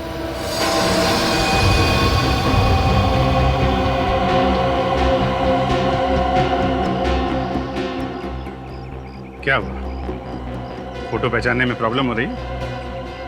हम आपकी मुश्किल आसान कर देते हैं। ये आप ही की फोटो है और आप उस केमिकल बनाने वाली कंपनी में काम करती हैं, है ना? हाँ, मैं उस कंपनी में काम करती हूँ। मलय रागिनी के प्लान में तुम भी मिली हुई थी। उनकी मौत से मेरा कोई लेना देना नहीं है। ओह, तो मलय के मौत के दिन तुम उसके घर नहीं गई थी? हाँ? नहीं। मगर तुम्हारा मोबाइल फोन बता रहा था कि उस वक्त तुम उसी एरिया में थे। या नहीं? थी।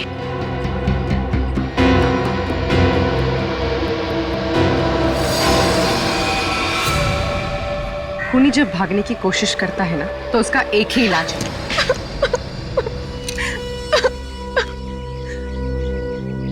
हाँ, मैंने उसे मारा था। मैंने ही मलय को मारा था, वो जहर वाला इंजेक्शन देके उसके घर पर।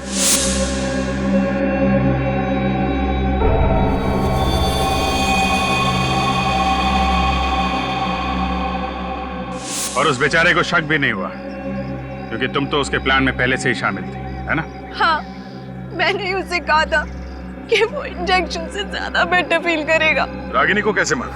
उस दिन लैब में मैं उसी के साथ थी और मैंने केमिकल का कंटेनर खोल दिया और कमरे से बाहर चली गई। उस केमिकल ने फौरन उस लैब को ठंडा कर दिया।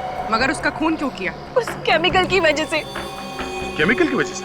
उसने और मैंने मिलके वो केमिकल बनाया था, लेकिन अपने बॉयफ्रेंड मलय के साथ मिलके वो सारा क्रेडिट ले गई, मेरा नाम तक भी नहीं लिया। और बदला लेने के लिए तुमने उन दोनों का खून कर दिया। लेकिन क्या फायदा हुआ? अब सारी जिंदगी तुम्हें जेल में काटनी पड़ेगी अगर फांसी नहीं हुई तो। इस तरह के और भी एपिसोड देखने के लिए हमारे चैनल को सब्सक्राइब करें और बेल आइकन दबाना ना भूलें।